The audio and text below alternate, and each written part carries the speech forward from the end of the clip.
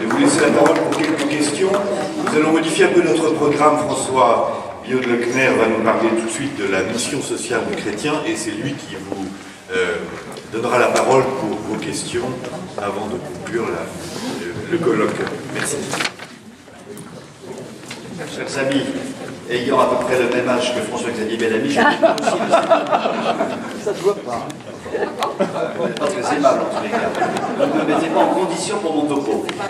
Alors, je suis très embêté parce que Philippe de Saint-Germain a annoncé que François-Xavier Bellamy concluait, ce qui voulait dire en gros, je n'ai aucun intérêt à conclure moi-même. Mot repris d'ailleurs par François-Xavier Bellamy qui est dans ma conclusion, donc je me sens un petit peu gêné pour faire une conclusion et je vais donc complètement changer mon système. J'avais prévu un topo écrit, mais je crois que ce serait maladroit de le faire tel quel pour une raison très simple. C'est que depuis l'intervention du père de Romanet jusqu'à maintenant, il y a tellement de choses redondantes dans mon topo par rapport à ce qui a été dit, et également d'ailleurs par rapport à vos questions, que je crois qu'il vaut mieux savoir de temps en temps changer de cap en prenant quelques risques. Donc je ne vais pas faire le petit topo que j'avais prévu. Vous m'excuserez s'il y a quelques improvisations, s'il y a quelques erreurs, c'est de la spontanéité, je pense que vous ne m'en voudrez pas. Alors d'abord, je voudrais démarrer en rebondissant sur ce que disait le père de Romanet, puisque nous étions un petit peu sur le même registre. Moi, c'était la mission sociale du chrétien, et vous avez beaucoup insisté sur le côté social de la vie individuelle, l'homme étant un animal social qui vit en société, qui vit en relation, et qui évidemment ne vit pas pour lui-même. Je voudrais simplement dire que ce qui est frappant dans cette exhortation, c'est qu'effectivement, c'est un appel à la conversion.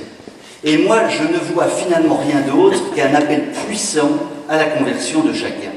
Je crois qu'effectivement, il ne faut pas chercher, et là je suis totalement d'accord avec ce qui a été dit sur le plan économique, il ne faut surtout pas chercher des règles économiques, même des grandes idées économiques qui pourraient s'avérer effectivement à l'analyse, ou si un texte plus dogmatique était écrit, qui pourrait s'avérer fausse.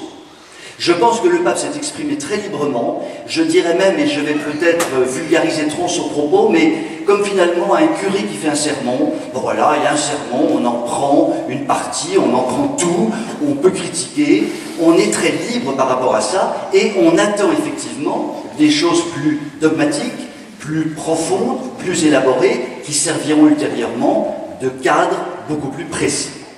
Donc c'est le premier point. Et je raccroche ce point à la question que j'ai trouvée très intéressante que vous avez posée, monsieur, parce que je crois qu'elle est très légitime. Quand nous lisons un texte comme celui-là, qui est une exhortation apostolique, nous sommes des hommes, nous nous levons le matin et nous avons une action à mener dans la journée.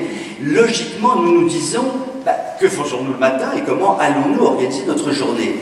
Quand on lit une exhortation apostolique comme celle-là, nous nous posons la question, qu'est-ce que moi, hic et nunc, je peux faire par rapport à ce texte? Et si on essaye de trouver, entre guillemets, des recettes, effectivement, on n'y arrive pas. Et c'est un peu frustrant. J'ai eu personnellement cette frustration parce que je m'attendais à des choses un petit peu plus précises. Mais je pense que c'est la liberté du pape de s'exprimer comme ça, et c'est notre liberté à nous d'incorporer les moments du texte, pardon, pas de l'encyclique, du texte qui nous paraissent particulièrement forts pour notre action quotidienne. Ça, c'était le deuxième point. Le troisième point, c'est celui du que faire aujourd'hui, et je pense donc à cette conversion que nous devons mener du matin au soir. Et en vous écoutant, mon père, je voyais la statue de la Sainte Vierge de Fatima. Et il se trouve qu'il y a un mois, j'étais à Fatima, et la Sainte Vierge nous dit exactement ce qu'il faut faire. Et c'est extrêmement intéressant. Elle dit, si vous voulez sauver le monde, priez toute la journée et faites pénitence. Et par cela, le monde sera sauvé. Donc je crois que la force de la prière, que la Sainte Vierge a si bien souligné dans son message de Fatima, est évidemment sous-jacent dans la lettre apostolique du pape, puisqu'il parle énormément de la prière, bien évidemment. Alors, je voudrais, comme j'ai la gorge sèche, si vous voulez, cher ami, me mettre un tout petit peu d'eau, ce sera très, très aimable. Je voudrais maintenant revenir à l'encyclique proprement dit. Merci beaucoup. L'exhortation. Ce qui veut dire que, voyez-vous, j'ai considéré en ce qui me concerne ce texte plus comme une encyclique. Ça va faire plaisir au père de l'ordre. En fait, je voudrais mettre le projecteur sur 4 points que souligne le pape avec force et qui sont d'une certaine façon de répondre, monsieur, à votre question. En fait, le pape souligne 4 fléaux, j'espère ne pas en oublier. Le premier fléau, c'est le fléau de la disparition de la joie. Alors donc, à chaque fois, le pape décrit le fléau et donne la recette, entre guillemets, pour sortir, pour essayer de conjurer ce fléau.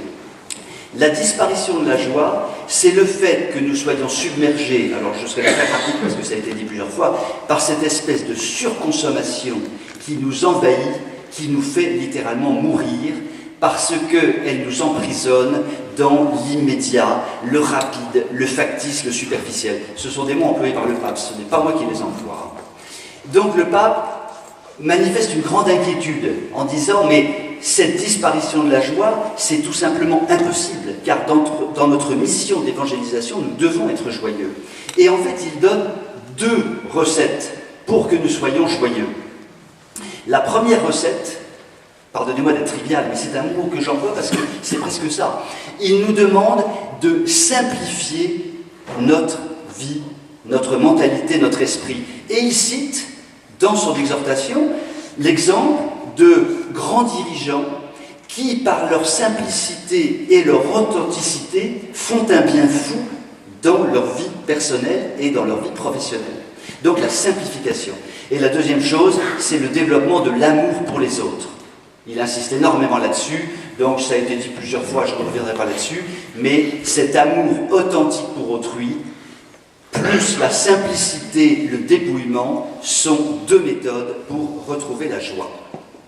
Le deuxième fléau qu'il souligne, c'est ce qu'il appelle l'accroissement des craintes et des désespoirs.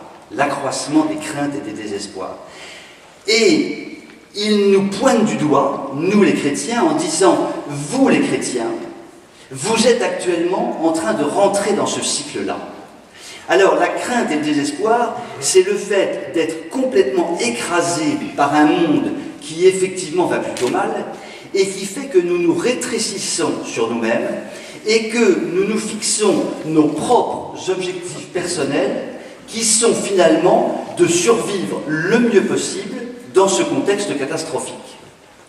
Et il nous pointe très durement en disant « vous les chrétiens, vous n'avez absolument pas le droit d'avoir cette attitude, car elle est fondamentalement éloignée de l'Évangile. Donc vous devez au contraire sortir, et ce n'est qu'en sortant que vous arriverez à conjurer votre crainte et votre désespoir. Et plus vous vous renfermerez sur vous-même dans un espèce de communautarisme, plus la croissance de votre propre désespoir sera évidente. Le troisième fléau qu'il souligne, c'est celui de la violence. Et il fait un lien très précis entre la violence et les disparités sociales.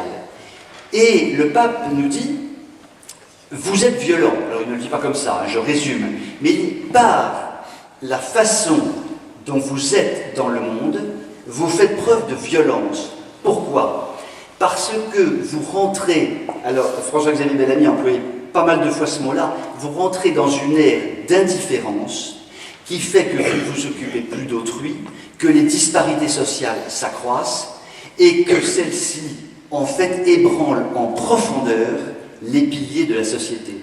Donc, en réalité, vous êtes en train de créer un monde violent dans lequel vous succomberez. Il va jusque-là.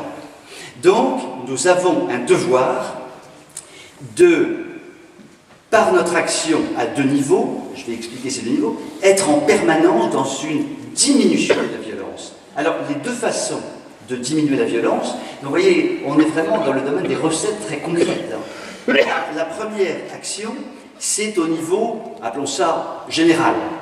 Il faut, à temps et à contre-temps, alors là je reprends à peu près les mots du pape, il faut, dans les instances dans lesquelles nous faisons des interventions, dans les réunions générales, il faut, à temps et à contre-temps, dire la vérité, parler de l'Église, parler de la vérité, parler de la liberté, parler de Jésus. Et il faut être missionnaire dans les instances qu'il appelle générales, je crois, dans son texte.